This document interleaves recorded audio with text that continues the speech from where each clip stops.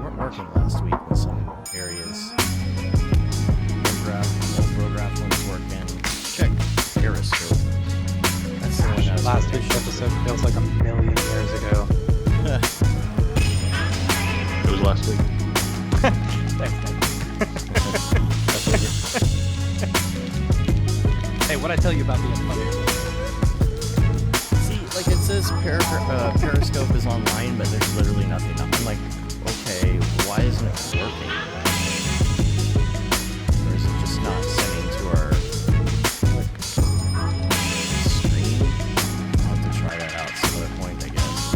Oh, it's working on Mograph, but I don't see Periscope for Mograph. Oh, for Mograph. Now I see it for Mograph too. I don't understand.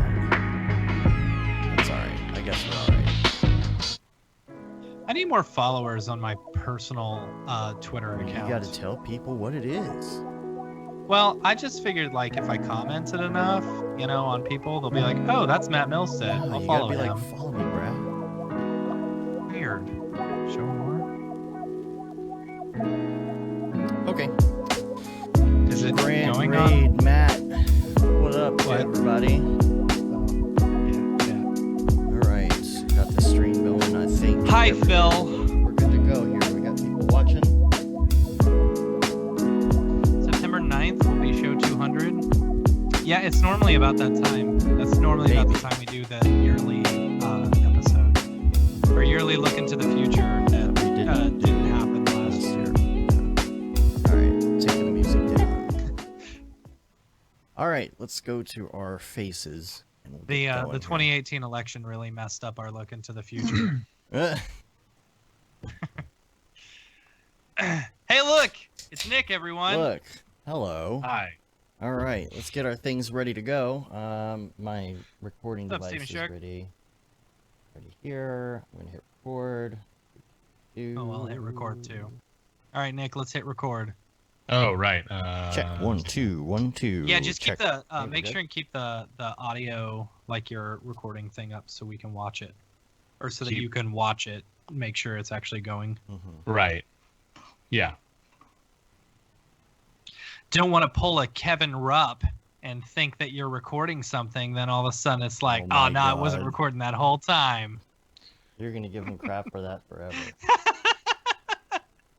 You know, it wouldn't be so bad if that wasn't the second time it had happened in a recording of us and Brett. You know. Oh, that's right, because it happened during the show or whatever. Yeah, right? it happened during the show a year or so ago. Hey, I like that you resized everything. Yeah, I spent a little bit Looks of time good. on that. Yeah. Well done, sir. Thank you. Thank you. Let me. Mr. Pickle Nick. We still got some of these kolaches left if you want any. I pawned my kid off on my father-in-law today.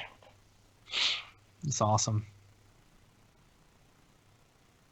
Well, that's good. All right, are you guys recording? I'm recording, yes. There? I am Okay. recording. Yes. All right, The line's, I can see it. I do want to double check before I delete something off this other computer that we're good here. DFWC4D, let's see. Footage. Screen cap. Just gotta make sure that I'm getting rid of this. Okay, good. Getting rid of a piece of footage off of my drive, and I just wanted to make sure before I deleted that I wasn't deleting Penny by accident. We got a cool presentation of hers that I gotta put out. Alright, so I am rolling. Check, 1 2 1 2 1 2. Alright. I'm wearing a hat today because I need a haircut. And I decided it was better to put on a hat than look like a doofus. A hat. It's a hat. I guess you need some show notes. Nah, I normally wing it anyway. Okay, fine. No show notes for you. Alright. You just tell me when to go. Alright, we are rolling there, and we're rolling here. Rolling here. And we got all the things here. Alright, I got my new monitor, which I'm super happy about. We'll talk about that in a minute. Yeah, did they just mess up on the price or something? I don't know. It showed up. It was the right one, so... Nice. It's the exact same one we have? Exact same monitor. Wow. Yeah. It was pretty cheap, too. Alright, there we go. Alright. You know how we're gonna do the intro, Nick? You know how we're gonna What do do you the mean? intro? We'll be like... You've seen it enough, right? Well, we where gotta clap first. I know. But where Okay. we go back and forth and... Dave says, I'm Dave. I'll say, I'm Matt. I'll introduce you, and then you say, what up? You Okay. know, and then I'll go Dave into will the go into his spiel. Yeah. Alright, let's do the sync. Ready? 1 2 3. I think I'm Everyone rolling? Yep. Alright. What up and welcome to another Mograph Mocast. I'm Dave. And I'm Matt, and joining us all the way, way far away from my guest bedroom, it's Nicholas Reed, a.k.a. Pickle Nick himself. What up? And Mograph is a supplement to our site, mograph.com, which is a motion graphics tutorial site with tutorials, plugins, podcasts, and other Mograph stuff. And on the show, we talk about everything ranging from motion graphics to Cinema 4D, After Effects, plugins, render engines, doing business, doing taxes, being a contractor, or working for the man. You can email us info@mograph.com. Let us know what you think about the show. Send your topic ideas and other things to us there. This week, Pickle Nick. I know we said Josh Johnson, but he had an emergency at the last second. Everything's okay, which is good, but he is rescheduled, and so... Take our schedule with a grain of salt, Yeah, there you always. Yeah. Them contractors, though, you never know. You never know about them crazy contractors. So we thought it would be fun if Pickle Nick came on the show to talk to us a little bit about what he's been learning as somebody who's just entered this industry, has been hanging out with us, doing some work for us, doing some intern work. Experienced your first NAB. Yeah, that too. I mean, we thought it that's would be a big really one. fun to just kind of go over some of that and maybe get some insight into ourselves, you never know. Yeah. A lot of us forget what it's like, just getting into the industry and stuff like that. And like, Nick, you've been like full on thrown in, Yeah, pretty much. There's been like no test in the waters. It's all like literally from day one when you started coming over. I'm like, here's a project, Right. big company, just do it, sink or swim, dude. So Yeah, so we're just going to talk about starting out. We'll get to all that in a minute. I wanted to talk about this week a little bit. We launched Camp Mograph tickets. Those are yay! now on sale, so you can get those. Those have been selling, and we're really excited about it. We've got a lot going on. We've got a long way to go till we get there. We've got some other announcements and things. Matt, you probably know better than I do. What is there anything new we can announce at this point moving forward?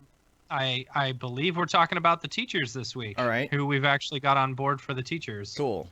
Hold on, I I'll actually let need you- to bring them up. One second. I'll let you do that. So, I'll talk about the other stuff in the meantime. The pre-sale started, the 420 pre-sale, which is a good way for us to get our things going. For us to launch. Well, the whole point of us for doing that was so it could be a slow uptick. And, the thing is, if you do it all, like, let's say on a Thursday afternoon and everyone's ready to go, and then you have a ticket issue, then, that's going to be more of a pain than if you do it on the weekend. So we did it on the weekend to kind of, get things moving, because the way that we have this set up, it actually is complicated on our end.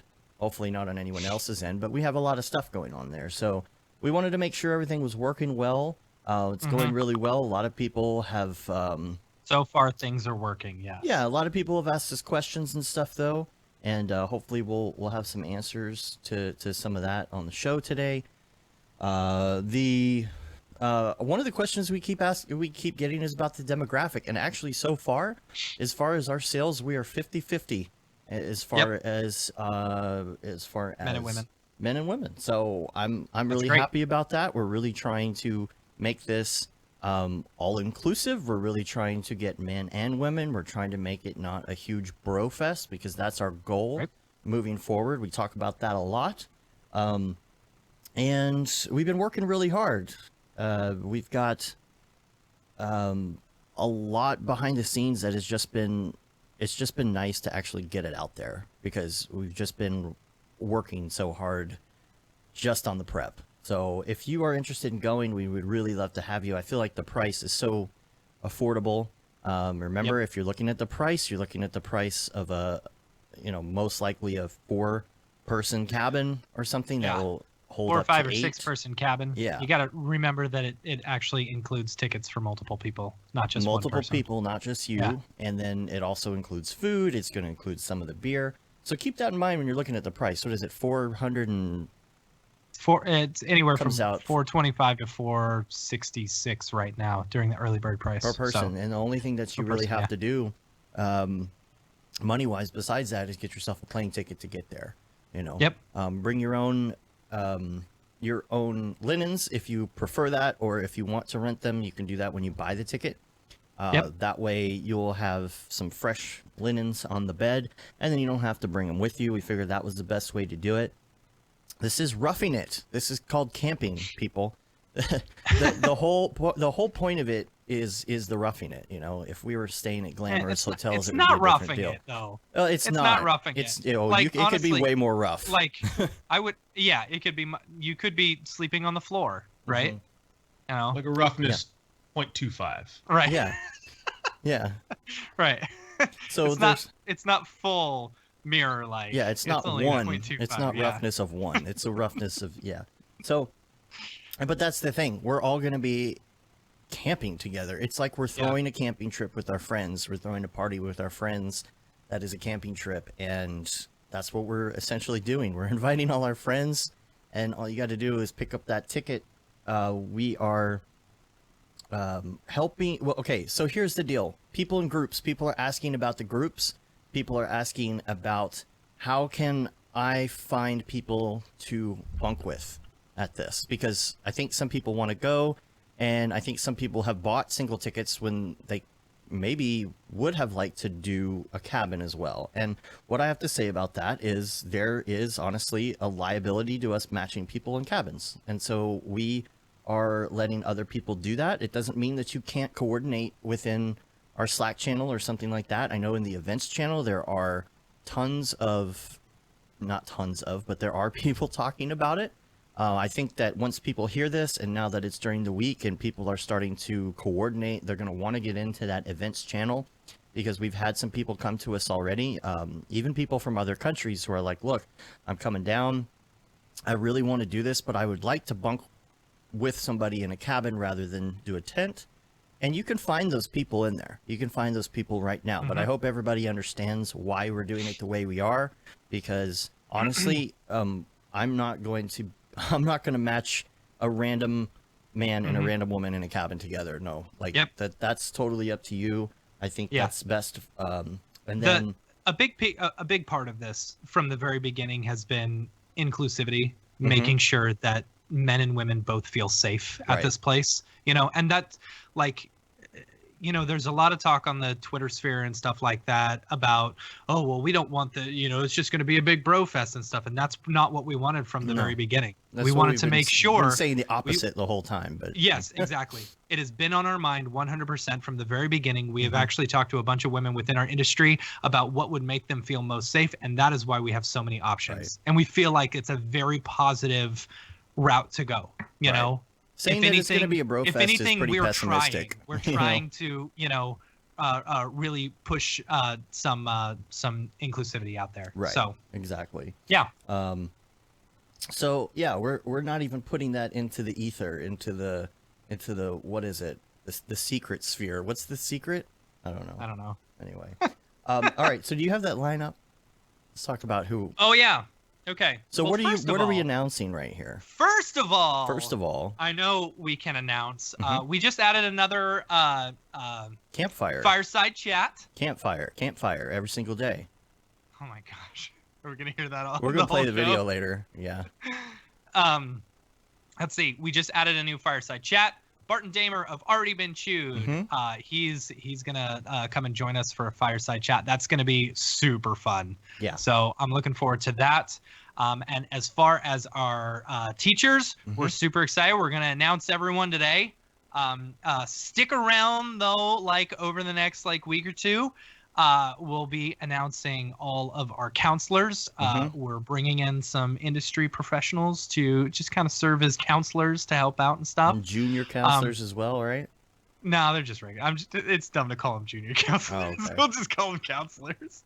There's nothing junior about it. If anything, they're more skilled than I am. Counselors and junior counselors. They're all counselors now. Okay. Yeah, they're all counselors. All right. Okay, cool. So first off, of course, we got EJ Hassenfratz. He's going to be. Am I talking about the classes that they're actually teaching? Yeah, sure. Why not? Sure. All right. EJ is going to be teaching the animation principles class. Then we've got Greg Gunn. He is going to be teaching the. Man, I need to go to the Camp Mograph website. No, that's not sculpting. What is that? No, that is the color theory. Color theory. Yes, workshops. Sorry, we're not calling them classes. We're calling them workshops. They're workshops every single day. Oh my gosh. Satine Phoenix. She's been really big in the D&D world and stuff like that. She's got a lot of D&D streaming podcasts and stuff like that. She used to work for Wizards of the Coast. She's coming to do our storytelling class. And I know there's a lot of D&D people who are going to be doing. Yeah, that's going to be great. That's going to be awesome. So that's going to be super fun. Jax Jockson, she is going to be doing our illustration class, which is super cool. She's super awesome. Super bad A. And then Patrick Goski, my boy Patrick. I'm so excited about the sculpting class that he's going to be doing. He was on my list from the second we came up with the idea. Yeah. So and then we've got one more that we're working on right now, so we're not ready to announce anything. But lastly, we've got Casey Hupke. He's going to be teaching our health and mental fitness workshop. Which is also something we're going to be talking about today. I think it's a good theme. I think we've been going down that road. I got a text from you yesterday. I definitely used some health and mental fitness in my life. Well, it's great because I wrote up this whole thing for health and mental fitness, and then this morning the Monday meeting was about the mental fitness thing as well. And so I think it's a good trend. I think it's a good topic to be going on this week, and I think it's a good thing to talk about moving forward with Camp Mograph too, because this is going to be something that's again, it's a retreat. It's supposed to help you refresh yourself and feel better in the end. Yep. So does that cover all the teachers? Are we good on the teachers? Yeah. So we've got more of that. We've got counselors we're going to announce later. So we're just doing a little bit at a time. And I guess I'm going to go ahead and show this video real quick, just for the people who haven't seen it. But if you have, it's always fun to hear this video again. So right. Had it stuck in my head for 3 days straight. Yeah. All right, here we go. Every single day. Check this out. Camp Mograph. This is more of a retreat. Beautiful Vermont. Good craft beers there. Fishing, swimming, Canoeing, rock climbing. Principles of animation, color theory. Stop motion. No computers at all. Yeah, I really want to go. Sounds like a lot of fun. Are you going? Camp Mograph. Let's tutorialize feeling good now. Entire YMCA summer camp. Workshops, non-traditional. You're a valued person. Your career is important. Hiking with Casey Hupke. here. Do a morning jog. Breakfast, lunch, and dinner every single day. Campfire. Every single day. Bunk bed. Every single day. October in Vermont. Destination place. Leaves are changing. Beautiful. So much fun, y'all. Yeah, I really want to go. Sounds like a lot of fun. Are you going? Camp Mograph. Anyway, so that's our latest. There you go. Pew, pew, pew. So that's our latest. We're gonna talk about some other things because we're back from NAB. I'm sure that a lot of people are like tired of the NAB and Camp Mograph talk and ready to get back down to business now. So we're gonna talk about regular things again, coming down off that high from NAB from Vegas. Yep. But a couple other things for the week I just wanted to talk about. Here's a random thing. There's this dude, and keeps commenting on my old videos on my old YouTube channel, and it's this weird. Did I talk about this on the show at all before? I don't know. I don't think so. Okay. Is it someone just saying we like it? No. Because I think Kevin was saying That's like fire. on every Yeah. on every Maxon post that they post, it's always we like it. Love the it. Same Love person. it. That's we love it. fire. Yeah. Love. Fire icon. No, this is on my old YouTube channel, and this started out because years ago I did the don't mix milk with Red Bull video that like was so dumb and gained so much popularity and got like 13 million views that everybody on my channel was just commenting don't mix milk with Red Bull. And I'm like, why are you commenting the name? Like, I get it, dog. I know what the name of my video is, so I turn off commenting. So what do I get? I get people sending me messages to my inbox. Don't mix milk with Red Bull. Why are you sending me that? Like, I don't care. And then they started, so I turned that off. They started sending it to my other videos on the channel. All these stupid little videos that I did like 15 years ago on YouTube are getting comments, don't mix milk with Red Bull. And this is a while ago, right? I love the I'm watching the video right now. Yeah. I love the default Final Cut Final Cut Pro font on there. Yeah, it was so dumb because it's literally just a stupid video that me and this guy made while we were on the road in like 5 minutes. But it's got almost 13 million views. views. It started a challenge. It started the milk and Red Bull challenge on YouTube. People were downing a bunch of milk and Red Bull at the same time. It was like, it had its 5 minutes, right? So what happens is people start looking at my channel and looking at other things, and this guy latched onto this video, and I don't understand his obsession with it. But when I got the new HVX 200 camera, HD, I'm like, ooh, I want to play with this. So I just took it out one day. Did you do an HD version of Don't Mix Milk and Red Bull? No. You should have. No. But we're that talking... last version was 4:3 standard def. Dude, this was like almost 15 years ago. I took this thing out, and I decided, here's how I'm going to do it. I'm going to go do the alphabet with the Alphabet of Nations. Have you heard that song by They Might Be Giants, the Alphabet of Nations? And they do all of them in all the nations in a row. I thought you were talking about the Animaniacs one. It's very similar in style to that, I guess you would say, because it's all the alphabet. So like it's going on with all the names, and I'm doing the alphabet, and I'm doing A, B, C, D, E, F, G by going around to shops in the area where I used to live, and I would take a video of those letters, and I put it together like the alphabet. No big deal, right? It's just a stupid test video. Yeah. And so it's been years, and it's been almost 15 years or something, and this guy maybe 3, 4, 5 months ago starts sending me these messages on YouTube that he wants to know. He's like, hey, could you, I'm gonna need you to send me a list of like every name of every chain of everything that's on that video. I'm like, dude, I'm not gonna remember that from 15 years ago. Like, I don't know. Subway, maybe the S in Subway, but I don't remember where it was, where I took it, nothing. He's like, you don't remember? Like, he's just going on and on, like he needed to know. And then he needed to know where these were shot so he could track it down and figure out where these were. And I'm like, dude, I don't know, man. Like, I really don't know. So now I'm getting these updates from him about what they are. And I'm like, dude, I I don't Really? I don't care what these are. And then he sends me this message. Plus, you know, he has to send it on a different video because I have commenting off on the other videos. So I have one other old video with commenting still on, and he has to like Turn it send me off. the message through there, and he was like, hey, bad news. I have really bad news. The one from the letter H just went out of business the other day. I'm like, oh, I don't, why? Like, I literally Someone's trolling you don't hard, dude. No, man, I'm telling you. I think this guy, I don't know. I'm just like, bro, just why are you obsessed with my video? And he was right. It did go out of business. Like, he literally looked up every single place, figured out that it went out of business, and when it went out of business, and had to tell me by writing it. I don't understand what's going on. Whatever. Anyway, next thing. Have you heard of bisexual? No. Is this like from the B movie? No. Okay. No, I know thank there's a lot goodness. of B movie memes and whatever. Yeah. And I'm going to try and hopefully there's no audio that comes up with this because this is on Pornhub. Oh, don't No, do this. I'm not bringing this up. So, okay, so did you hear Oh. that they're actually trying to get into doing regular video? I this did hear this. Yes. Let's look at this from a professional point of view. Okay.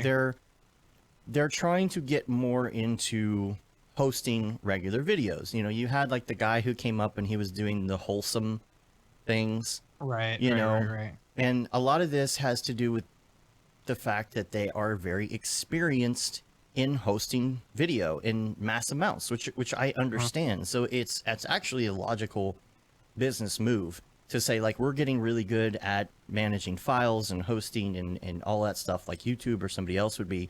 So we're going to get into other things. So I think they've been trying to do these things that kind of push, I don't know, things that aren't related to pornography. But they have a whole thing now that's called bisexual, and it's like a channel that they posted, and it's like Swedish massage goes deeper than expected, and it's like it's a bee on a flower. See, like male Oh. flower gets pistol pumped, like Right. they're doing these funny things, you know,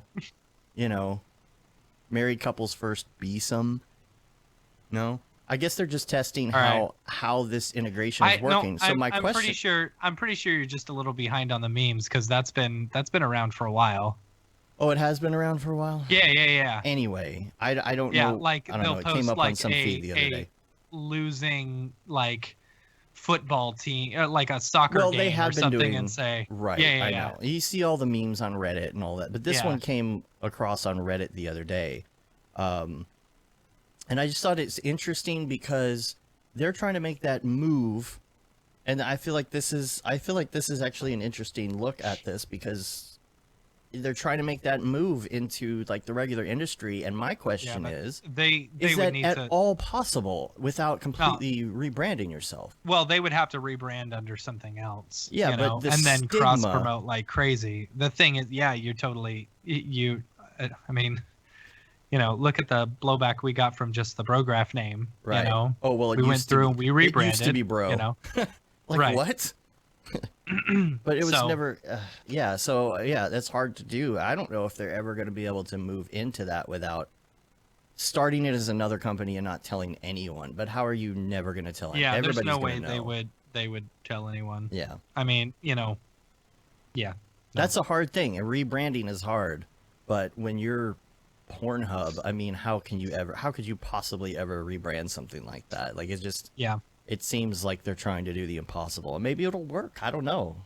You know? Doubt it. This Well, I mean, society maybe. They got these tons of days. money. You know, Yeah. they got tons of money and people who don't care about the name being associated with it. So, Yeah. you know, they may be successful. Who knows? Well, the other thing that I wanted to bring up was NAB's the link, the file sharing link that I put up in the Slack. I'll try and go in there and make sure that I pin it so that people can check it out. But I've already got a whole bunch of great videos and photos people are posting. This is a Dropbox file share link where you can upload photos and videos that you really liked. You can dump all of it in there if you want, or you could just dump your favorites. You know, we'll make sure that we're not getting anyone in trouble with something ridiculous, but Yeah. I really want to make a We cool definitely video. won't paste that video of Matthias. Oh, And I want to do like a, like a good feeling, awesome, like NAB time of your life video. You know, please. I'm just don't. kidding. I'm just kidding. Oh, But it will you. be a cool video that we can kind of look back on eventually. And I feel like the more Me and we Nick know that way crowdsource, too well. We know that way too well. oh yeah. But I feel like the more that we crowdsource, some of this the stuff people are sending is great. Like I know, like somebody showed me an amazing video of Paul doing karaoke right at the beginning, and I don't remember who it was. And I really would love to have that. Like, there's so many great moments that I feel like were there, and if you were in another room, you would have missed it. And everybody needs to, be able to share in that without incriminating ourselves, of course. Right. But look for that link. I'm going to put it there. I'm going to put it in the show notes in case people are looking for it. You can click. It's so easy. You just upload some videos and stuff, and people are already doing it. And I'm loving looking through like what other people saw. I didn't get to see in the other limos, so totally fun. Love it. The other thing that I have on the list is Resolve/Fusion, because I know you've been working with that a lot. Yeah. And I love it. You had some stuff to say about that. I love it. Like I downloaded Resolve, the new 16 version, and I was like, all right, this is just a simple edit project. I don't do many of these. I'm gonna try out Resolve. Might as well. I got time, right? I didn't have time, so I started working in it. There's never any time. Never enough time. I'm so excited. Oh my gosh. Yeah, sure. All right, caffeine pills, whatever. Yeah. Did you see the picture that Kelly Kapowski posted on like Instagram the other day? No. It had like the four of them together with their spouses. She hashtagged it Friends Forever. Oh, of course, nice. Screech and Lisa Turtle weren't there because they've both gone crazy. They have gone crazy. Yeah. They should go. Where out. were we? What was Resolve? Which one Jeez. am I? Yeah, so I was like, all right, I'm gonna try it out. So I downloaded the version 16 of DaVinci Resolve, and there was it was very intuitive, I have to say. Like once you get used to the few little caveats, like it's not you go up to the top and do file export or whatever. There's a whole little shelf down at the bottom for the Fusion stuff and the delivery stuff. And once you get your head wrapped around like how it works, holy crap, it is so much more powerful than Premiere. And the fact that you've got a free version, or the version like the paid version is so cheap, like, okay, buy Fusion and then you get Resolve for free. Do that, or vice versa, right? But no, you can't. No. If you buy Resolve, you only get like a simple version of Fusion installed. So buy Fusion, and get the free version and get DaVinci for free, basically. Yeah, it was super intuitive, really great. I only had like one crash through the entire thing, and that was when I was like, doing too many steps all at once. It was way awesome. And the Fusion stuff being built into it, like I know a lot of people were like, oh, you're building it in. So nice, super intuitive. Really liked it a lot, So yeah. All right. Anyway, is the save system? I don't know what the save system is. I just keep hitting save. It's the comment. The only thing I hate about Resolve is the save system. Yeah. What's the deal there? What? I don't know. Like I think maybe it saves it into its auto? own Resolve folder or something I don't like things that. that save auto for me. Like I like hitting like Control S. Yeah. See, I'm completely okay with it saving auto, because you know me, and I don't like to save. Sometimes I'm like, I don't know if it actually saved or not, and yeah, I don't know. Sometimes it's kind of like, did it really save? And then you don't know, like, unless you like open them. What if it didn't save and you open it up and it hasn't saved, but now it's too late? And I don't know. I like the physical button, but Yeah, and the node stuff in Fusion, not that hard to understand. I'm sure we've posted it before, but if you Google Rich Nosworthy Fusion tutorial, like Fusion intro, it does a really, really good introductory look into Fusion.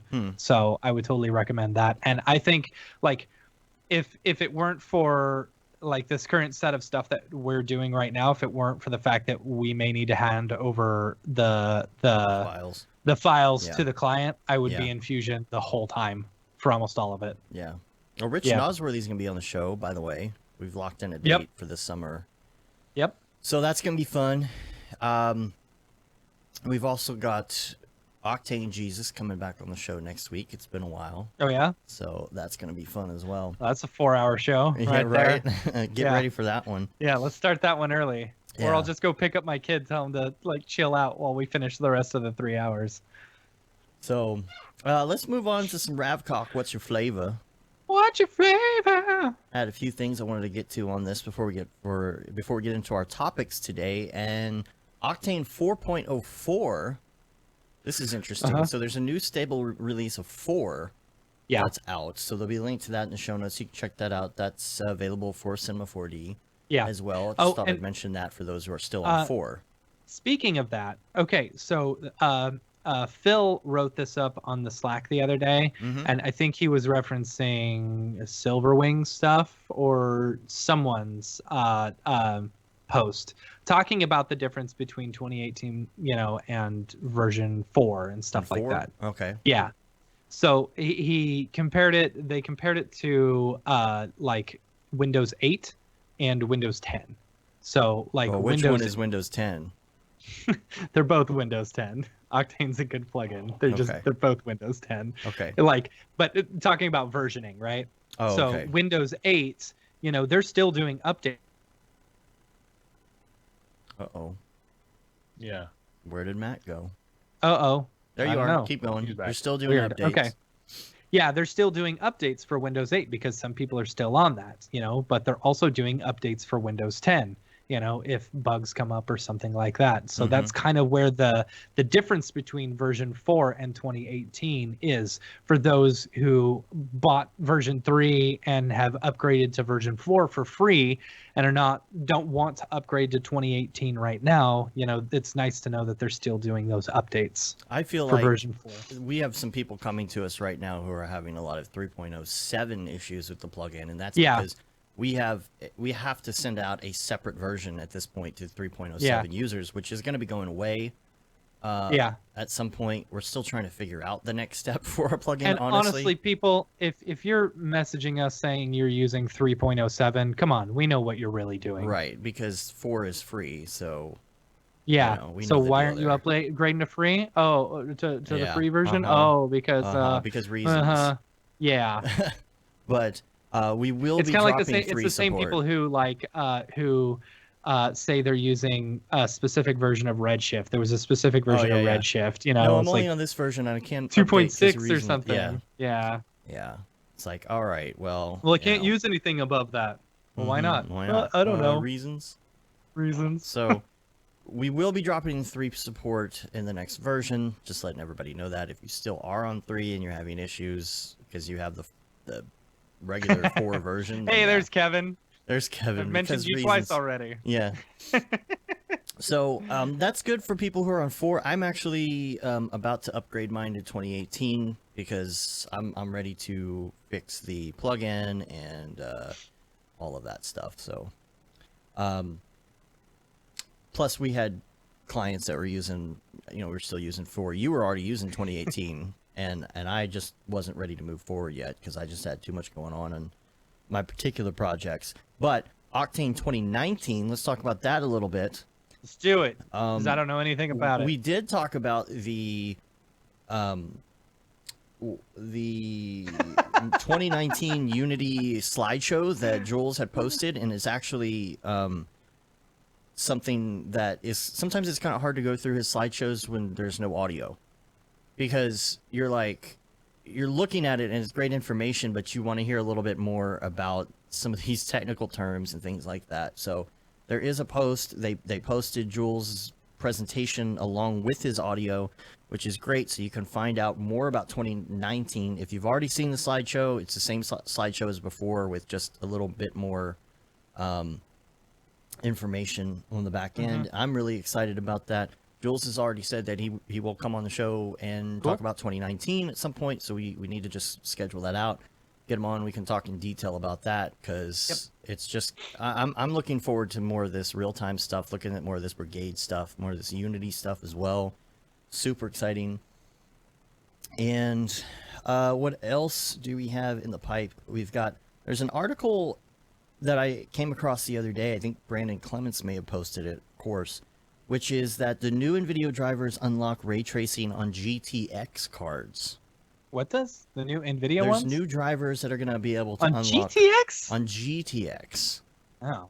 And so I'm like, okay, well, what's this about? Now, I don't really know. Like, I don't know. I would assume it'd be a lot slower. It's not necessarily going to be doing the same thing that RTX cards are doing. Don't got them RTX cores, baby. Yeah, but I'll post a link. You can check it out. You know, maybe it's something worth looking into. I think it's something that possibly has to be enabled, but we'll check that out. Now, anything else you wanna touch on in the render engine world right now? Is anything else going on at the moment, or are we gonna move on? Not that I know of. Hold on, let me go through my different render engine stuff. Let's see. So Wednesday, April 17th, there was a new beta of Corona up. Okay. Which has displacement layering, which I think that's pretty cool. Displacement layering? Yeah, That sounds like interesting. yeah, right? Yeah. So that's Man. neat. Man, that sounds really cool. Now, is that coming to Octane? Is that already in Octane? See, I'm behind. That is not an Octane, I believe. I'm pretty sure that is not an Octane. Because that would be I want to so say, dope. yeah, I'm pretty sure Redshift does that, you know? Correct me if I'm wrong, but like the displacement stuff in Redshift is pretty killer. You know, I wish I could do displacement layering, and I don't know. I wish the displacement. I'm sure Jules would say, "Oh, it's coming in 2019." You know, it's coming in 2019. But Well, it might be. yeah, might be. Yeah, I was very looking well to might see be. if I had anything else listed here because I realized I didn't go through my other bookmarks, but I think it's pretty much what we've already talked about here, so we're good there. So let's go to our actual topics. This is why Nick is here. Yeah, Nick's been very quiet this I know whole you've time. been very patient with us. It's because I told him, I said, you can't be funnier than me, so he's holding back. Yeah. That takes away all the things I say. Well, I can only speak in normal speak now. I am Nicholas Reed. yeah. I am not allowed to be funnier than Matt on the show. It's all right. Not very funny as it is, so. So I wanted to talk about your getting started in the industry, and Yeah. I wanted to talk about how your experience has been, kind of like interning for us a little bit, working for us a little bit. So when did you start working in, let's just say, video in general? Okay, so your background. Like how long Nick, has your it been? background. Okay, so your background is like in acting, right? Yeah, in theater. Very acting, similar yeah. to Paul Babb. You know, Yeah. he's got a degree in acting, Mhm. right? Yeah. But you also have done a bunch of writing as well, right? Yeah. So is the movie that you wrote, is it out? Like, is it? It exists somewhere. I think it's on Amazon. Is it? Yeah, I All think. right, I'll look it up. So you wrote the script, and did somebody pay you? I wrote the screenplay, and my friend Sean McCoy directed it. Yeah, Oh. Sean, who was on our Yeah. podcast, like one of the first like episode dozen 7. podcasts we Yeah. had. Yeah. Yeah. Yeah, he's Yeah. the one who did the crazy awesome Kickstarter project that had like Yeah. a ridiculous amount of sales. Yeah, he And does very good Kickstarters. Yeah. Yes. He was not at the time that we released the film. It was not as good. Well, See, so What's the- I what's feel Well, I like don't think Waiting Kickstarter Rooms, existed right? back then. Waiting Rooms is the name Waiting of Rooms? the Yeah. movie. I feel like there's a lot of people who might just be getting started and they would like to hear some of this. I even have people who come to me, and a lot of adults that are talking about their kids. You know, I've got friends from high school who were maybe a little older than me, you know, because I was in marching band. So I've got older friends who had kids early, and they've got kids who are already going into college. And I've had a number of people come to me and say, hey, my kid wants to get into this 3D thing. You know, what do you think about that? I know you do this. You know, what college should they go to? And the first thing I say is, well, don't go to college. And they're like, wait, Yeah. what? And I'm like, well, I mean, it's a possibility, not good. You know, so I think there are people that are looking to hear about starting out and the process, and everybody has a different place they come from. You know, we talk on the show a lot about, oh, this person came from a background in film. Oh, this person came from a background in graphic design. Or in your case, you've got a lot more writing and acting experience. So how has that been useful to you in learning things like After Effects and Cinema 4D? Well, so when I first started doing the production side of things, I mean, part of acting is sort of understanding what you look like when you are in space. So there's a little bit of crossover there between knowing how you're moving yourself and then applying that, to a screen that you're looking at. There's also it's when you do acting and writing, you learn a lot about timing. So there's that's something that I think you get a good background if that's where you started. It's a secret of comedy. Yeah. Yes. Timing, right. What's the secret of comedy? Timing. No, dad jokes. All right. Anyway, he's like, no. Timing. There you go. There you go. Oh man. Nice. You need double bell for that one too. Hold on. No, even better. Oh my god. Oh, but I've seen how you have applied it. You somehow jumped right into doing character animation stuff, which is ridiculous. And I don't know how in the world you do that, but you've been very good at being able to convey expression and emotion and things in character animation based on your experience. Right. I mean, it makes sense to me, I guess, because I have a lot of experience with that. I've studied that. That's sort of, understanding the way you move through space and different characters, what kind of weight they're going to have, whether they're going to be flowing or bound or direct or indirect, those sorts of things. Those are things that you study as an actor, and even when you don't study them, there's just you kind of pick it up naturally if you do it a lot. If you're a person, a lot. Yeah, if you're a human in space. I have a lot of experience in moving my hands as I'm a person, and so when you first started, you were doing video stuff, right? That's how you and Matt met. Well, actually, so me and Nick met. We were working at what I like to call house. It was a post-production house, but it was a consumer-based post-production house. Yeah, that makes sense. Yeah. Basically, any mom and pop off the street could come in and say, "I need this old VHS transferred to DVD. Right. Give me a price." Yeah. So when I first started there, I was just making VHS dubs and stuff like that, and then Nick got hired because we bought out the company had bought out this other company, called Mother Dubbers. And oh my god, yeah, right.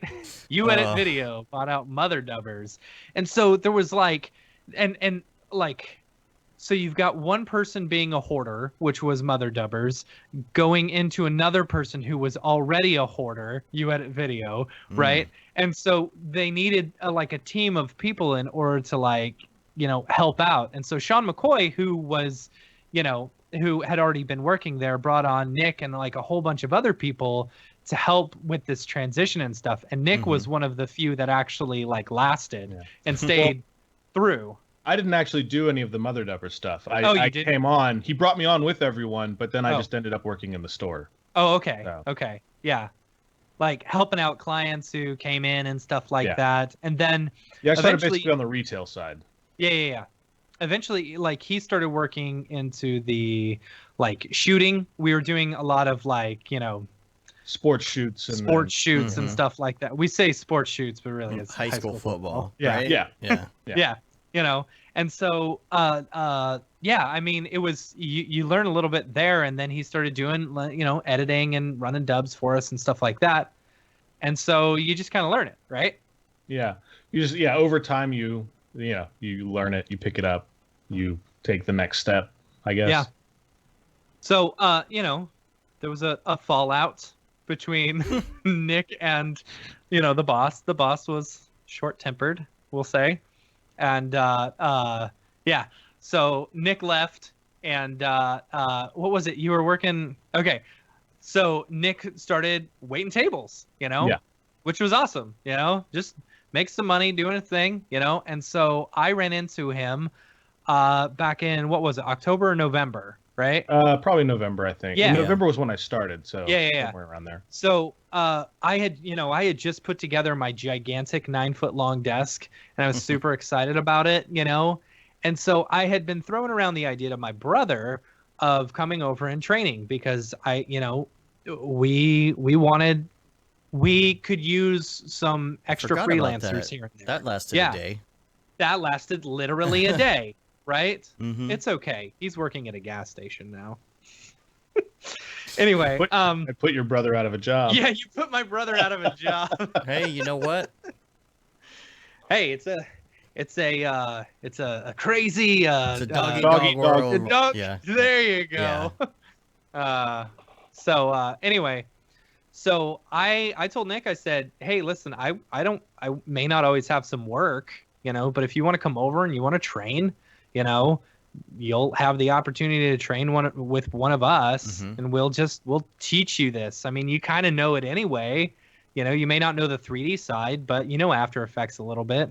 And so I sent him a whole slew of tutorials, Mhm. like iDesign and Mount Mograph and Some GSG. probably maybe some GSG, but like really I wasn't sure how much into the 3D stuff we were initially going to get. And when he walked in the first day, he's like, yeah, I've done a few of these tutorials. I said, all right, sink or swim, bro. Here it is. And I sent him one of our biggest clients, that's just After Effects stuff. And I said, here you go. Let's see what you do. Yeah. And the So- rest is history. The rest is history. No, I totally bombed that one. no, you didn't. You were fine. You were totally fine.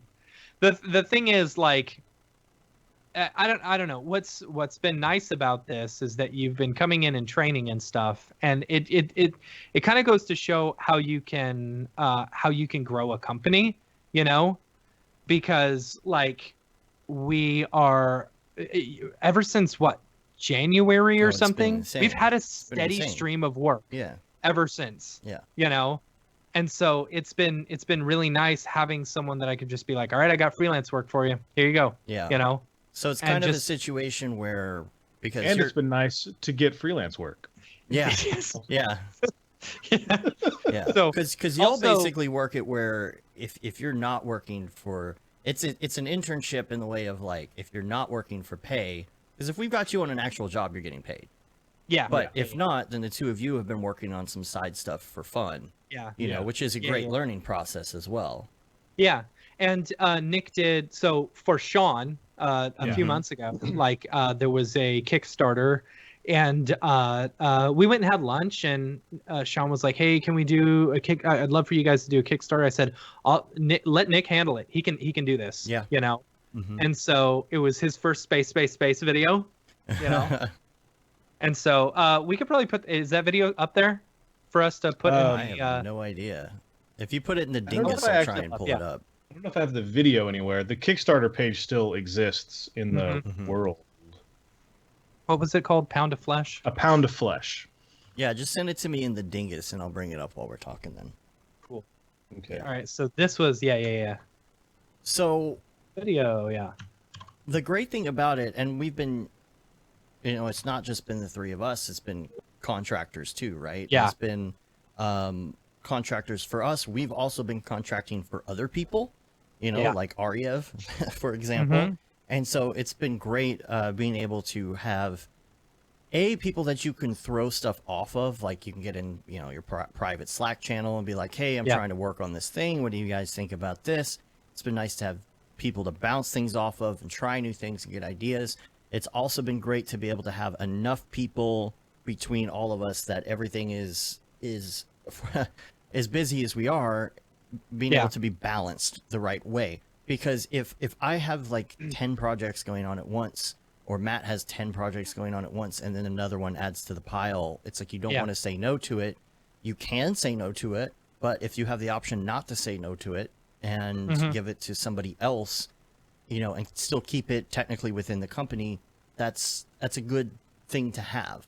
Because the worst thing, and we've talked about this on the show before, the worst thing is like, you're an individual contractor or something, and then you've got like a bunch of projects going on, a client comes to you, it's hard to throw them to a friend or something. Yeah. Because sometimes you're like, oh man, is this client going to just like ditch me and not ever go to me again? Because I threw him this direction, or I threw him at another company or something. You want him to be able to come back. So to be able to say, oh yeah, we got that. You don't really talk about who's doing the project or any of that, because you're a business. You're trying to have a full-blown business. And I don't want to say it's not the client's business, but there is a distinct, I think, feeling between working with a contractor as a business and working with a business as a business.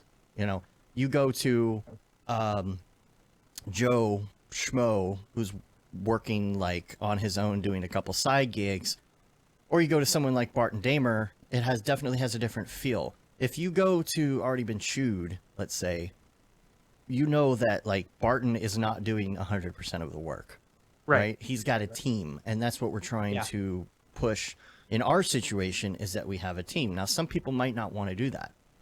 Yeah. Some people might want to just be that sole contractor, but we're trying to build something different, and it's been nice to be able to bounce off of people and feel like we're in an actual like work environment, even if it's just Skype. But Right. So Nick, talk to me like, okay, so from an outsider's perspective coming into this industry, talk to me about like what were your initial fears or like worries or something like that? And do you feel like how it's only been 6 months maybe? I mean, yeah. Something like that. How confident are you in 6 your months. skills and stuff like that? I don't know. Talk to me about like beginning to now. Well, I'm definitely more confident than I was 6 months ago. Right. Right. So it's interesting. That's part of the thing to it, is I probably wouldn't have ever started if you hadn't offered to help, because I wouldn't have felt confident enough in my own ability without someone who I trusted saying like, no, yeah, this is good enough. Yeah. Like, Yeah. There's so that's helpful. Oh, hey, there's this was Nick's first big Kickstarter. This was his big video, and so he didn't do any of this stuff. This was Sean. Yeah, Sean the 3D did most animation of the 2D stuff. Mm-hmm. All the 3D animation stuff was entirely Nick. Nick, did you do it in Octane or Redshift? That was Redshift. Yeah. All right, cool. So yeah, that was Redshift, and then Composite and After Effects. So you don't think you would have gotten back into it if Matt wouldn't have just poked you a little bit, or? Probably not. Although it's funny, about a month or two before I saw Matt, I was actually thinking about reaching out to you and seeing if you had any little jobs, like editing jobs. But I never followed through on it. So as far as like the transition, you had been, you know a lot of the basic concepts, a lot about video, so I'm sure that made it easier. So let's talk about, I know there's After Effects, but let's talk about Cinema 4D specifically. Like moving into that, you moved into it pretty quick. So let's talk about the ease of moving into Cinema 4D from where you were. I think I totally forgot you were in the other room. Who is Sorry, that? go ahead. Oh, Like hearing weird noises. Matt, I think you should just go. You should just walk into the other room for a second and walk I'll by. do It'd be that. I'll funny. do that. Yeah. Hey guys, I'm going to the restroom, and then you just pass by him. But talk about the ease of use with Cinema 4D. That's what I want to kind of Yeah, and touch maybe on coming for from a an second. After Effects background, going Right. from After Effects to cinema. What was easy and what was a hurdle, I guess. Well, it was pretty straightforward. Most of the Cinema 4D stuff that I learned directly from Matt. Matt just sort of gave me a personal crash course rather than a tutorial. Right. That's how I learned too with Dave. Yeah. Yeah. So it's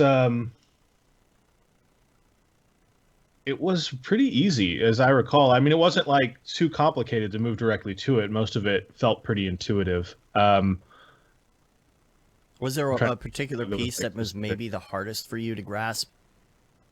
Because most people talk about how easy it is to go from After Effects to Cinema 4D. Yeah. You know, the ease of yeah, use. I mean, it's pretty intuitiveness. straightforward. Yeah. I mean, I don't understand how you got to character animation, but Okay, well, I'll tell you how. I'll tell you how. Okay. So, Nick and I, we were talking. It was during a time in which we were slow, and I was like, we should work on a personal project. So him and I wrote this. Oh. What? I was going to say, I think part of it too is you were talking about, I think, Phil and his having a graphic design background and how that helps with understanding composition and understanding like that. Yeah. And so we were talking about doing a so what was it? This is probably like 6 or 7 years ago, right? We wrote a cartoon called Zombie Theater. I know it was a long time ago, right? Even when it was before I met you, Matt. Like even when I met you, you were telling me about this cartoon. Yeah. So Nick and I wrote this along with Sean McCoy. We wrote this cartoon, and we recorded the entire first episode and did all the Foley work and sound effects and music and stuff like that. It even has a theme song.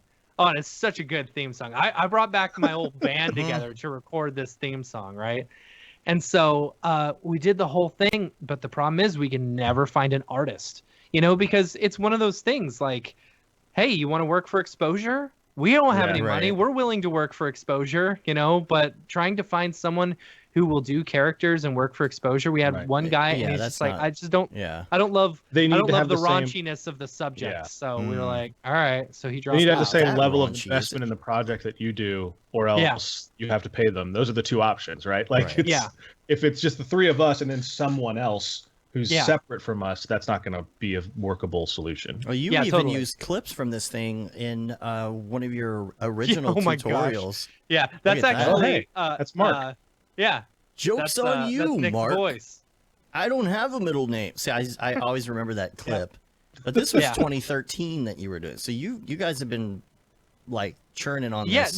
This was script for a long time. Yeah, that was wow. I look like such an idiot there. Hey guys. Anyway, make sure you mash that subscribe button. Yeah. Wow. Yeah. That was back when that shirt actually fit me. It doesn't anymore.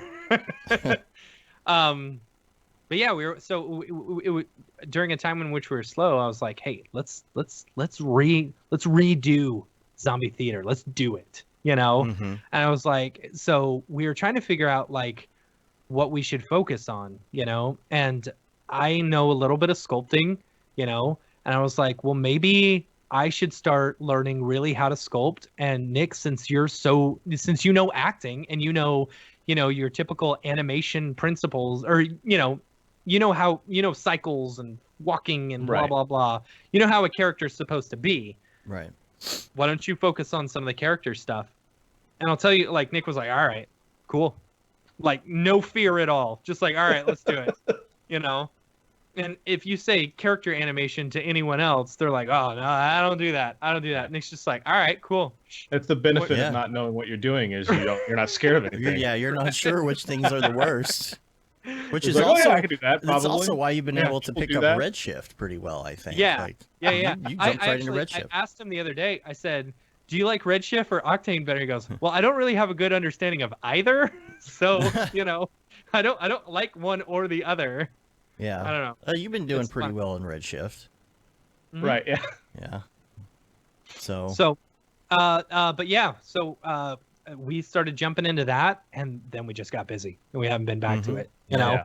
We've got another idea for a short that we want to do because we figured that the whole 24-minute episode cartoon may be a little overzealous for us right now. Right. But we've got another idea, or not. I don't know. Well, that's what we want to do. We'll see. Once we don't need clients anymore, Yep. Once that's all I want to do. Yeah, that's all I want to do. I want to make $1 million so I can just make cartoons the rest of my life. And have Nick do all the voices because he's so good at it. Yeah, that's what Grant said in the chat. Like he said 50%. All 50%, right? Yeah, Grant said he should. Pickle Nick has a great voice. He should be VO for more stuff. We should get you to VO on some of these other things we're working on right now. Totally. To be fair, I'm actually using a pretty good mic as well. That has something to do with it. Yeah. Well, that too. Y'all built a booth too, right? Yeah. Well, Nick does a lot of voiceover work. And so I turned to my closet. I had an idea of turning my closet into like a little studio area that I could record music with, because for some reason I thought whenever I got my own office, I would have time in order to record music again. I don't know. But once Nick started coming over, he's like, that room would be perfect for a voiceover booth. And I'm like, you are thinking exactly what I'm thinking. So yeah, we took all my toys out of the closet, which took up an entire bedroom. And then, filled it with like foam stuff, and it's pretty cool. But yeah, so. Word. All right. We haven't actually used it in a while, but we haven't. There. No, we've been busy, which is great. It's good to be busy. I haven't had time to make a reel or a website or. I know, and I keep on telling you need to make a reel. So, what's nice about having someone like Nick is that we don't say no to work anymore. At no point do we say no. And I think when you're in like the freelance frame of mind, where it's just either you by yourself or you and one other person, it kind of gets to a point where you're like, well, I don't want to push too much on this other person, or I can't handle it because it's just too much work. But when you have multiple people that you can rely on and you're starting to build a team, for those who are looking to build a studio, the more, it's great to be able to not say no to anyone, we're sending out quotes, of course, and we're still, there's a few jobs that fall through, but, for ones who come to us and say, hey, and to we clarify, want this done. There's still people we say no to, but it's not because we're busy. It's because we don't want to do those jobs. Yeah. There's some things that's like, there have been some things that have come up lately, which I can tell are going to be problematic. And if the client really doesn't pursue said project that much, I haven't really been pushing, because I'm like, I know this is going to be a tough project. And if they don't want to, that kind of no is a different kind of no. But we're talking about no as in, no, we're too busy to do something, something cool comes along and we're like, oh, well, we can't, we wish we could. We've been able to say yes to those. Or for the past 2 or 3 months, anytime someone has said, hey, do you got time? Yep, absolutely. Yeah. We got time for it. And my question, Nick, for you, because you've been doing this stuff, but you've also been here while we're working on the other projects. You've seen some of the good stuff. You've seen a lot of the bad stuff. That's that whole backstage curtain thing that we were talking about like a couple of years ago, is just there's so much that goes on in the back end that people don't realize. And it's like, well, how do they have time to do all of that stuff? Well, it's because we go through a lot of crap. Matt and I have been through a lot of crap in the last year. We've had some projects that have failed, and things like that, and maybe not necessarily on a fault of ours, but just because maybe it's a client or something like that. And it's we've had some rough ups and downs, but you've been witnessing some of that stuff. So I have a couple questions for you, which is number one, I guess just in general, what have you learned, like, from a business side from us? Is there anything particular that's like surprising to you, or maybe not even surprising, but just things that you're learning about the business aspect of it moving forward? I don't know about surprising, but I think there's probably an element of, and this is something that I think a lot of people, when they start freelancing, are going to learn pretty quickly. There's an element of like, I'm not as confident in myself as maybe I would be doing, if I had, or if I was doing something that I've been doing for a long time. Mm-hmm. So I'm a bit slower to, what was I going to say? I sort of lost my train of thought. That's all right. So it's one of the things that you really need to know, your value, know your worth, understand what your rates are. Don't deviate from them. Don't do a lot of free work. Have contracts. Yeah. And just understand, like, it's all stuff that makes sense and seems logical, but thinking back, I'm like, I probably wouldn't have done a lot of that if I had just sort of tried to start on my own and not had just been, all right, well, I guess I'll just do some work for someone. Right. Rather than saying, okay, that's great. So now we're going to sign a contract and we won't start the work until you sign it and get the 50% down. Get a deposit or Yeah. Like even phone calls, the what is it? Call coach, business buddy, call coach, accountability buddy. Being on the end of different Skype conversations where, you know, you hear it all go down. You know. Yeah, my favorite is when the client calls and Nick's the one doing the work. And I've got to talk to them like I'm the one doing the work, you know? And so, like, when they ask a question, I just look over to Nick and he's like, yeah, sure. But that is... Okay, yeah, we can do that, of course. Which is fine from the perspective of really trying to build something. You know, it's your job as, I don't know what you would call it in this case, an account manager, or whatever you call it. You know, you're the account contact. You're the customer contact for this thing. You know, you never said I'm doing 100% of the work. It's about building that persona. If you're trying to turn something into like a studio, like, or a little mini boutique, or whatever you want to do, and take it that next step past, oh, you're just a contractor doing side work. And on that same thought, it's nice that, like, now you're really feeling a lot more confident in saying, like, talking to other people and being like, oh yeah, I can get one of my guys on the team to work on that. You know, you don't have to specify, oh, they're a contractor. Yeah, or, exactly. You know, just say one of my guys. You know, or girls. Well, we had a couple people in the past who have said that too. It's like, oh, well, if you're just sending it to a contractor, maybe I could just talk to them direct. And it's like, no. If you're working with us, then this is how we're going to do it. We're not going to give you a list of contractors. That's a super annoying thing. I've got one client who, when I was going out of town, they're like, hey, do you know anyone who can do this? And I said, yeah, just send it to me and I'll project manage it while I'm away. You know, I've got time to just say, hey, this doesn't look good to my people, or talk to them. He's like, well, I need to be the one who project manages it. Okay, then no, I don't have anyone who I can send you to, you know, because my contacts, I hold dearly my contacts from any of my clients, you know, because, like, maybe it's selfish or whatever, you know, I would gladly send work to them, you know, if it's, but I want it to go through me. For 20%. No, I'm just kidding.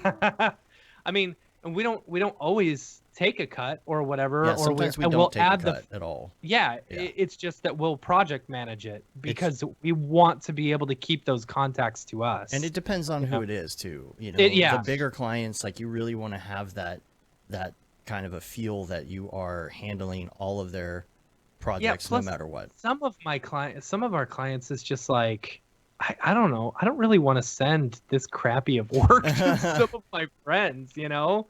There are ones that are for the meal for sure, that you're like, well, I don't really want to push this on someone because I know that it's not necessarily the best work for them. Like, they're used to doing higher level stuff, but somebody's paying like a decent amount of money for something that's for the meal. And you feel like, let's just take care of that. I'm not going to send a PowerPoint presentation to RAID 0, you know, that kind of thing. Because it's kind of not, I don't think even, you know, but we're not really doing PowerPoint presentations, but they feel like it sometimes, some of these projects. But you know what? They pay the bills. Yeah. Plus, if it's a company that you do a lot of work for, at a certain point, you have a style and a flow and a rhythm that is that they're expecting. And if you just pass that off to someone else, even if they're good, it's going to be different. And there might be a weird miscommunication between them. And like, if you're in the middle, then you can communicate you can communicate that difference, or you can tweak it. Yeah, absolutely. Yeah. And plus, like, we're the final product is ultimately going through us, you know, so we're able to quality check it, you know, before it even goes out, you know. So it's like, oh no, just tweak this and this, you know. Yeah. And this will look more like my style, you know. Right. Mm-hmm. Yeah. No, I think that's an important thing to know. If you're trying to build something into a business, that's what you need to do, is to be able to have that persona, to present yourself in a certain way. It's just like the people that are going out on day to day talking to, I don't know, people doing sales or something in another industry. They will wear that suit every day because that's how they present themselves. Now we do this in a different way. We don't necessarily have to go around wearing a suit to make ourselves look like we're a big company. I'm usually in my pajamas, which is great. I'm in them now. The last job interview, actually the last 2 job interviews, I had a specific look. It was a black t-shirt, jeans, and a black cardigan. I was there. That was it. You were there. I saw you when you came in the interview. What? Which interview? The day you came in to interview for not where we were not working. Axis. Oh. No. Oh. Okay. No, I was saying the last 2 jobs that I interviewed for. Oh. You know, that was my look. I thought that was 2 jobs ago, but no, that was not 3. That was 3 jobs ago. Yeah. So wow, it's only been 3 jobs since then. Yeah. But that's the thing is we were both contractors. We met each other. Yeah. We started doing Nexus on the side while we were working full-time jobs. Yeah, and 2 years. It was like 2 years of doing Nexus, and Nexus didn't make any doing money. anything. Yeah. Yeah. Like it came to a point in Nexus where we said, okay, if we really want to get serious about this, all of our money, the money needs to go towards Nexus instead of us just like divvying it out. Oh yeah, we had that too because we had clients that were quote unquote ours from back in the day, and only the new clients were both of ours together. Yeah. You know. But we were at the point, I think maybe if we were lucky, we had like 14 grand in the bank from like a production that we did. Yeah. And we're like, okay, this is a point where we can start to like push forward. Because, you know, we did a big production and like we both took off from work, you know, in order to do it and all this. It's like, this is a lot of money. We can ask for a day off of work. And but that was a good jumping off point. We both decided, okay, our clients from this point forward are ours 100%.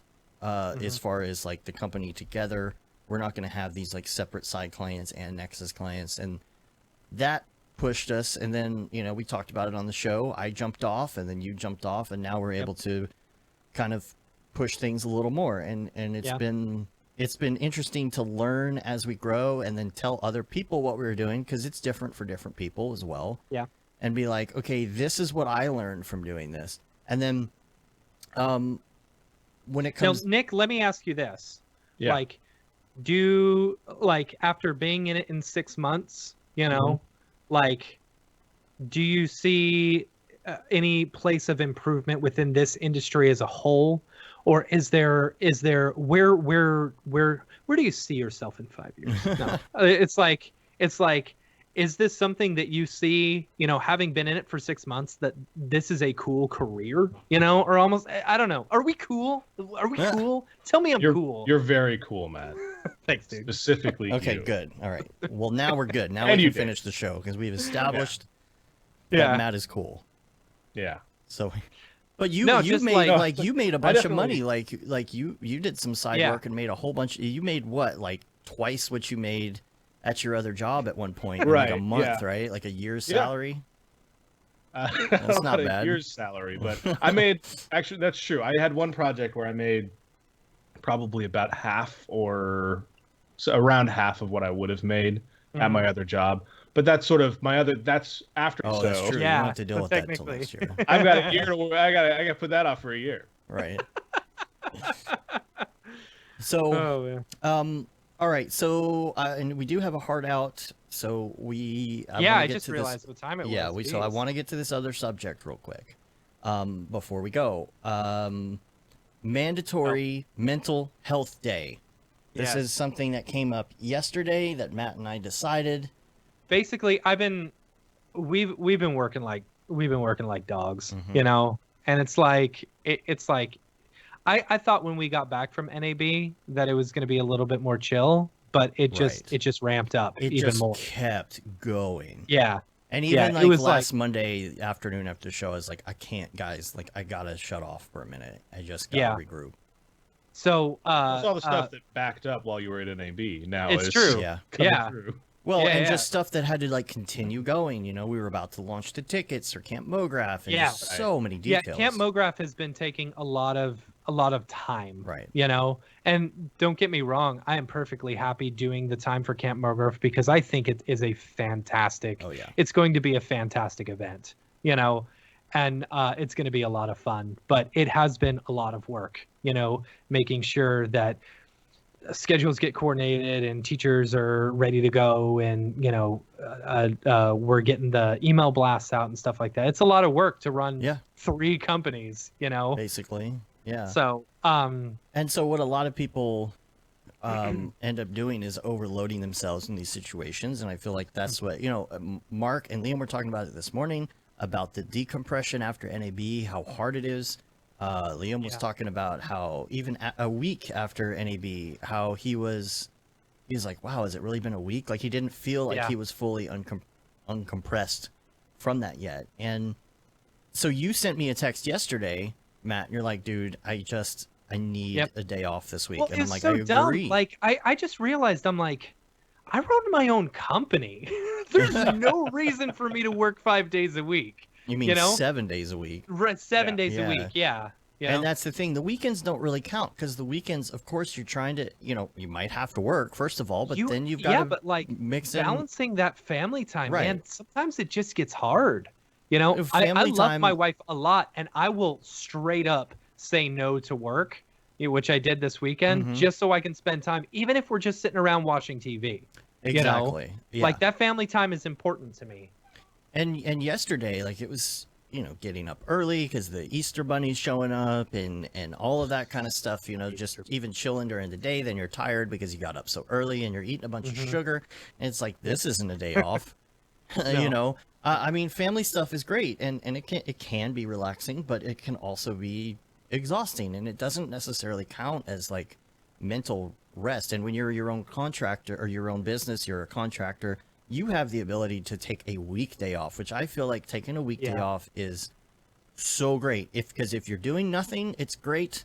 If you're doing something, if let's say you have to go run errands, dude, being a contractor during the day, being able to go run to the electronics store when it's not a Saturday afternoon at Fry's is awful. So being able to like run somewhere during the day, take care of stuff, even do your grocery shopping during the day, it's great. And I think you need that time. And so like when Matt sent me that text, I was like, yeah, totally. Like I agree. We either do this on the same day or maybe on different days this week, whatever it is, so that we can just turn it off. Turn it off. There's now part of the stress of the weekend, and there was this really, really good thread of on Twitter that I read the other day, and I really wish I could find it because I can't remember who wrote it, you know, but I was just going through their thread and they were talking about as either an employer or as a freelancer, hearing the phrase, how long is that going to take you, you know, and understanding the amount of stress that those words have on either you as a freelancer or someone else as a, you know, as an employee or something like that. How long is that going to take you? And understanding that like that doesn't necessarily need to cause a bunch of stress. And that it's interesting. It's a really interesting thing because the second I hear one of our clients say, well, how long is that going to take? You know, that immediately makes me feel like I've got to finish it ASAP, you know, blah, blah, blah, blah, blah. And I don't know. You know what I'm saying? Yeah. Everybody just assumes it's going to happen the moment you talk to them. Yeah. Or you get an email, hey, about when should I expect this? You know, I'll jump on it now, you know? Right. Yeah. And sometimes they don't expect it. Sometimes you're primed to think that they want that. Exactly. And if you actually say like, when do you need it? It's like, oh yeah, next week. Yeah. But if you don't take the time to ask that or assess, you're like, I can get it done in like 4 hours if I work from now till then. Yeah. I've been in that position where I asked somebody because I think it's needed right away. They're like, oh, you got like 3 weeks. I'm like, oh, yeah, man. Yeah. Okay. You know, and I don't know if I'm the best at this, but I know when Nick and when I throw some work to Nick, I try and ask how long it's going to take. and I don't know, maybe I'm not the best at like stressing the importance of it. I don't know. You're around me all the time, so you really know about how important some of these projects are. Yeah, I usually hear the conversation when they tell you exactly they want it. So, but I don't know. Like like Nick said, sometimes they're not entirely needing it immediately, and don't put that unnecessary stress on yourself. Try and kind of dig a little bit and figure out how. Don't let that stress you out. Now, one of my clients this weekend was like, "Hey, are you working this weekend?" Oh, okay. Well, yeah, I can make this change for you. Okay. Well, are you going to get this done? It's like, well, when I get home from the zoo, I plan on doing this work. Okay. Do you think you'll get this done by Monday afternoon? It's like, man, I don't know, like, give me a date that you need this done. If you need it done by Monday afternoon, sure, I'll make sure I get it done by Monday afternoon. Be charged rush charges over the weekend. That's fine. Right. And so that caused me unnecessary stress immediately. Because you're at the zoo thinking about it. I'm at the zoo. I can't relax. Plus we got the stress. Closed. The monorail's closed. Thank you. Yes. We got the stress of just launching the ticket sales for stuff. So, I got a lot of weight on my mind, and I got this client who's just hounding me for stuff. And I was like, you know what? I got it. And so I get home, I start working on it, and I say, okay, where's the footage? And they're like, oh, we've got to upload that for you. Oh my God. It's like, really, man? Oh. Like, you couldn't think about this ahead of time and just like send me a link? I need it done really fast, but right. Here's no material for you.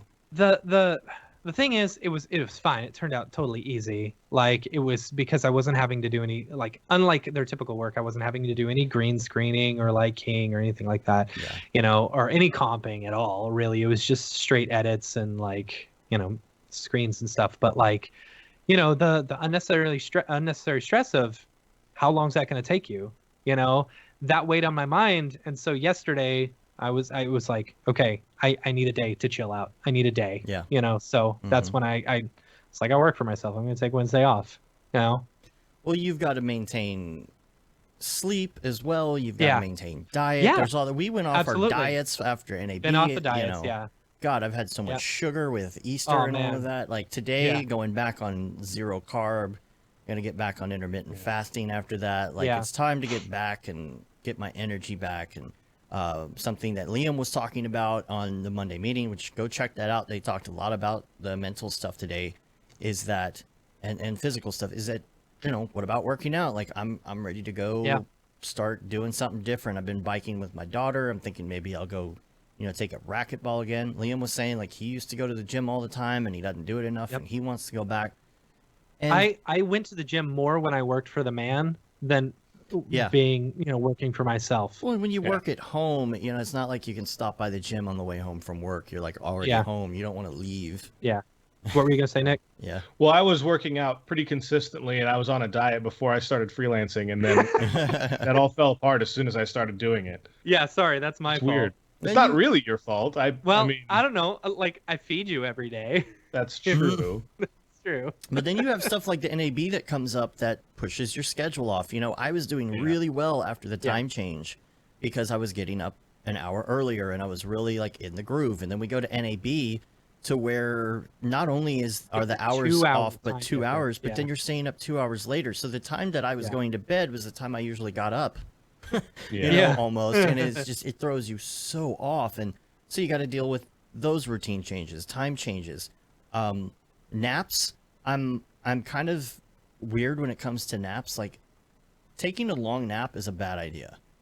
See, I can only take long naps. Like I feel so groggy after taking like a 20 or 30-minute nap. See, the hack, there's like apparently like the magic 20-minute number or whatever. It's true. It's true. It's true. It's very true because if you hit that snooze even one time, you're going to start feeling groggy and gross. And my hack always is take that giant shot of espresso, go right into the nap, take it for 15 minutes, get right on. Wait, you take a shot of espresso before you take a nap? It takes a while for it to kick in. Yeah, it doesn't hit you until so as soon as you're waking up, that jolt of espresso is going to hit you. You're going to be feeling good. Especially if the nap feeling is brought on by having just eaten lunch. Right. Yeah. Oh, Then yeah. the caffeine will take longer to digest if you're. That's true. That's why I like the intermittent fasting, because I don't eat until after the day. The other thing that I like to do is to think of my day as being split up into two parts of the day. I think, Matt, you kind of do that when needed as well, because it's like start out the day, do your things, but then you've got family stuff and you got to pick up the kid and whatnot and go, go to come Taekwondo. back. Right. You got to do all the things. So if there's more work that needs to be done, you can come back the second part of the day. You can then begin again. You shouldn't feel guilty about it. You shouldn't feel guilty about like, oh, well, I have to stop what I'm doing. No, that's part one. Set it aside, put it over here. Part two of the day comes here. And the other thing is that, you want to be, you might be mentally strong, but physically weak. Yesterday I was so tired. Like all I wanted to do, like I had the time. I'm physically strong, but mentally weak. See, mine was sometimes I'm that way too, but mine was the opposite. I felt like I really wanted to work last night. I had some things on my list I wanted to knock out. I couldn't do them because I was physically just too tired. Yeah. And sometimes you just got to recognize that. I went to sleep. I woke up at like midnight. Oops.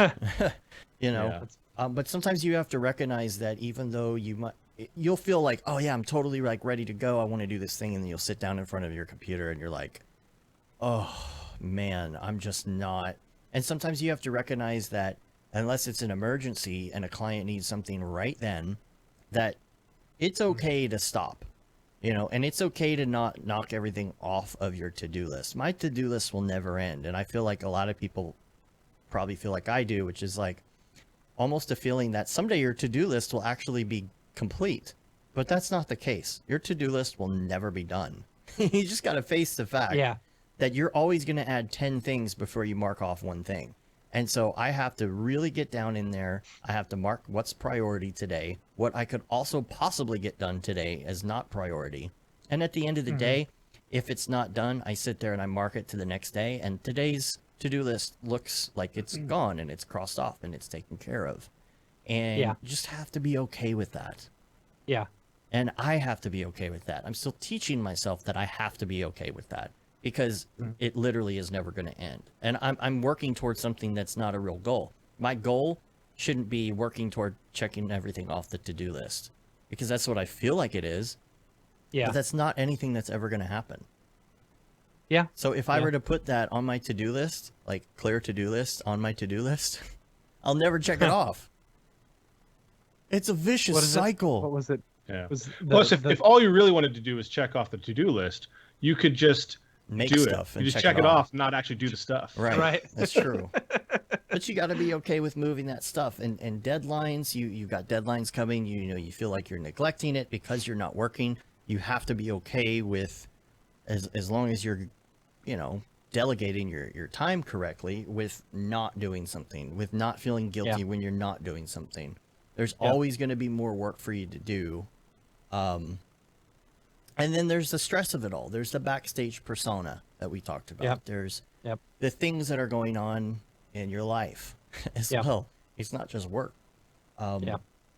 Leading up to NAB, we had, like we said, we had Mograph stuff going on, the launch of the site, switching the stream over, redoing the branding, Camp Mograph, getting Mograph, getting the classes going. There was stuff that we had to do to prep, and the gear and the buttons and the parties that were going on, and all of this stuff leading up to it. And then from the other side, it's easy for someone to look at it and be like, oh, well, that's cool. They did those things really easy. It's like, no, it wasn't. No. It was a lot of work. It's really easy to log in and buy a ticket for Camp Mograph. You just go to the thing and you say, oh, well, that was easy. They just set up an Eventbrite.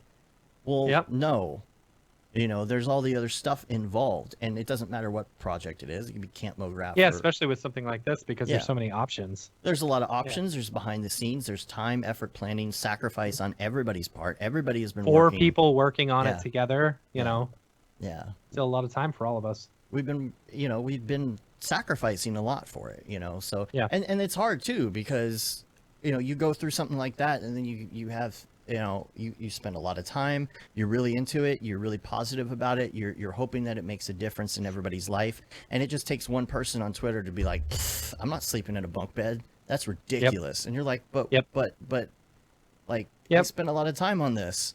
People will just throw it, and that's how social is. That's just how it is. You got to be able to roll that off, because there's gonna be haters, there's gonna be naysayers or whatever, but you have to be positive and move on and be like, this person is not aware of all the hard work that went into it. So you know what? I think that rolls into a good point. Like, there's a bunch of grumpy, negative people in our industry.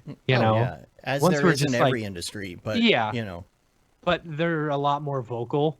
They're quite a bit vocal in our industry, and it's like, are they just trying to beat other people down to get them onto their level of grump, or something like that? I mean, and you're not going to be successful with an attitude like that, I guess.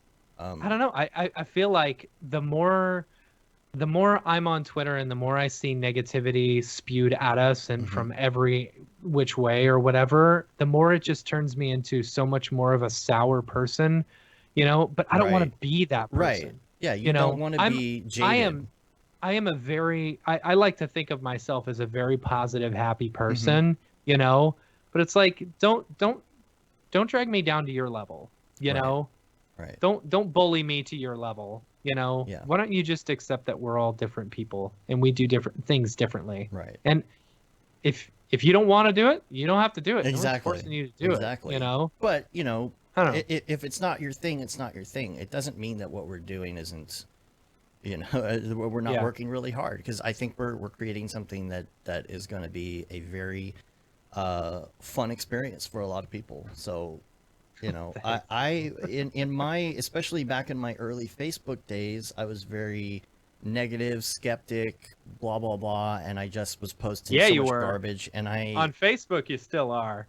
Not recently. I haven't been on Facebook that much lately. I went on Facebook just the other day, and scrolled through, and there's really not that much I'm missing out on. Yeah. That's the thing. I really scaled it back, and I don't feel like I'm missing much of anything. But I have noticed that just there's no the negativity or the naysaying or the skepticism. Like I'm over all of it. Well, it's not an election year. Yeah, I'm gonna do what I feel like is good for me as a person moving forward, whether or not that's in Mograph.com or Camp Mograph, or working on our own individual projects, or in life. I'm trying to be positive. I'm trying to be inclusive. I'm trying to not naysay a bunch of things just because, because there is always somebody behind those things. I mean, I believe there's a rocket launching today. There is? Right. Another Elon Musk rocket. I thought I saw a live launch pad thing on YouTube. And it's like, think about how many people are behind that right now. Think about how many people are working super, super hard. And that one person who has spent their life working on this goes onto Twitter, and somebody's naysaying their launch. Yeah. It's like, where's your rocket? Right. You have to just go with what you believe in and just keep moving forward and being positive and do it your way. Don't do it someone else's way, because that's not your way. Yep. Anywho. Stay positive. Come on, people. We can do this. We're all in this together. On that note, the singing has started, and I'm going to change topics. Nick was like, I have something to say. Do you have something to say? I was just going to say, I think you're both full of shit. Oh! There it is. Oh. All right, a couple things I wanted to get to real quick, because we only got 15 minutes to our hard out. And number one, I've got a C4D tip. I'm going to try and throw in a C4D tip. Where's your rocket? Where's your rocket? That's SpongeBob. That's funny. All right, my tip that I just found out this week, and I forget where I saw it or who it was. I'm so sorry that I don't have credit to give you on this, but it's a Cinema 4D shortcut. Have you ever hit Control Tab in Cinema 4D? No. What does it do? So it goes into like this full screen mode where it gets rid of the other windows and like your I'm like, what? Where has this been all my life? I didn't realize this. Control tab, and it takes the current window full screen, so you can like do your thing and go back. I'm like, holy crap! I can't believe that. So that's my tip of the week. Yeah, I want to say, I've heard people talk about that in the Slack control tab. That I don't know. So cool. Yeah. And then some links. Have you heard of this new one? This Control S. You know, it saves your project. Oh, really? What? Doesn't do it automatically? It doesn't do it automatically unless you save it once. After you save it and you set up your autosave, it'll automatically save for you. And so every time you hit Control S, it saves?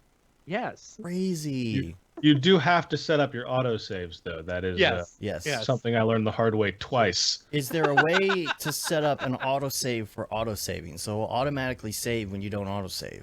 Oh, that's a really good idea. Yeah. Yo, dog, I heard you like autosaves. You like autosaves. So, got some links for you. This is one, it's been around for a little bit, but I had it listed as a link, and I've been meaning to check it out. And I'm curious to see if anybody else has gotten into this. It's called Gaia. It's a world creation tool. And it just... I've heard of this. It sounds neat. I haven't had a chance to really investigate it, but I was like, I wonder, are a lot of people using this? I don't even know. Like, I would like to know if anyone else has had a good experience with this, if they've been using it. I heard a bunch of people on the Slack talking about it the other day. Yeah, you know? So I'm ready to check that out. Because World Creator by the way, is great, or World Machine, but... Yeah. This just in, Pixel Plow now has Redshift support for Houdini. Dun, dun, dun. Did they already have that? No, they had Houdini support. They didn't have Redshift support for Houdini. Oh, nice. Yeah. That's nice. Now, do you think that is a direct product of the Maxon? Maybe. Deal? I don't know. Or... I talked to him a bit about the Redshift stuff at NAB. I don't really want to go into it, but he had an interesting view on some of this. Cool. Well, maybe we can have him on again. Yeah. And, yeah, totally. Also, there's another Oppo spot. Man, these Oppo spots. Yeah, dude. Man. So it is. I never get it right. Somei or Somai? Somai. I don't know. Somei. Right? Sure. I'm sorry. I always get your name wrong. I'm so terrible at it. So he did another Oppo, which is awesome. It's got this traffic light thingy in it. You've probably seen it going around. I'll put that in the links as well. And Grayscale Gorilla, they posted another blog article on painting over Cinema 4D renders to animate a music video. It's like this water stuff. It's really cool. What you got there? What is that? I can't read it. Dog, I heard you like autosave. If I could get did somebody make that for us already? Yep, totally. Here, I'll send it to you. It was Kevin. Thank you, Kevin. Thanks, Kevin. But that's it for my links. That's all I got there. I know we got to get out of here. So. Yep. I just sent it to you through Facebook Messenger. Oh, I don't get on Facebook, so I'll all right. Get it. You should. I just accepted your friend request. I know. Yeah, exactly. You guys are friends now. Yeah. Can't believe we weren't friends. You know what's funny is that Nick and I didn't meet until NAB in real life. That's true. That's true. Yeah, isn't that funny? We've been working on projects. Were you like, wow, you're a lot taller than I expected? No, I think it seemed. I this is pretty much what I expected. All right. Because I see the comparison to you when he's walking around. Yeah, that's right. true. You know, that's true. Yeah, you haven't walked in the other room yet either, though. That's true. Hold on, I'll go through the ending spiel while you do that. No Beeple's People this week. Just didn't have enough time, and we would end up going over things that we saw him create in person. You know, right? That takes away the fun. But see, there he goes. Whoa, Matt's in the other room, and now he's coming back. It's anyway, like magic. I would like to specifically though, thank Mike, aka Beeple, for making this ridiculously incredible Camp Mograph. So good. So good. Daily. Oh my gosh. Like, I'm gonna pull it up and show. This is like absolutely incredible. So I was super grateful. You know, half joking when I was talking to Mike at NAB, and I was like, dude, you should do us a Camp Mograph daily.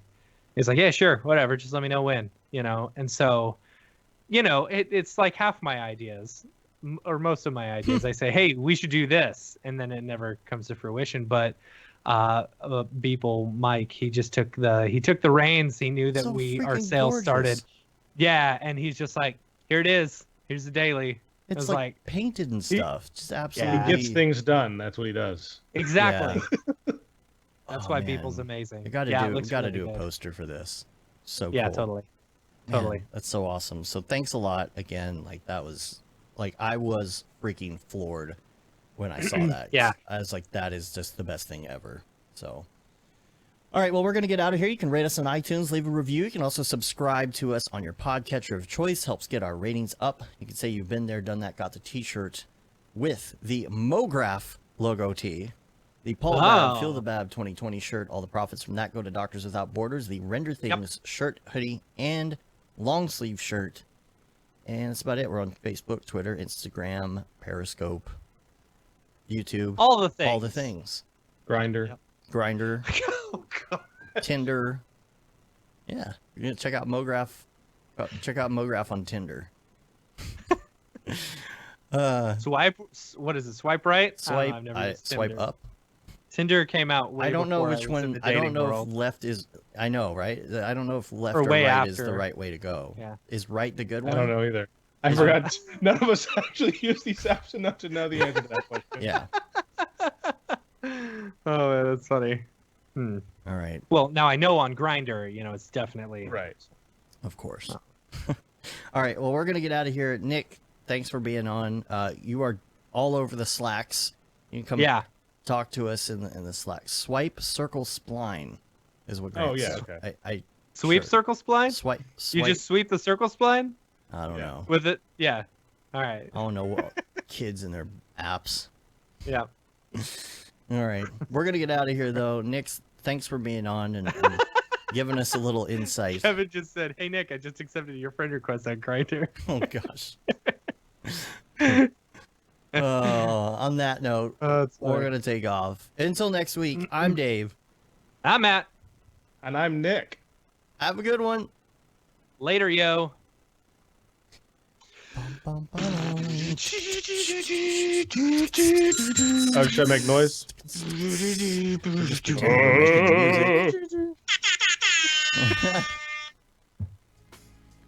All right, well, we're still live. Just got a little music coming up here. 153. Bye, everybody. See ya. 80. Done.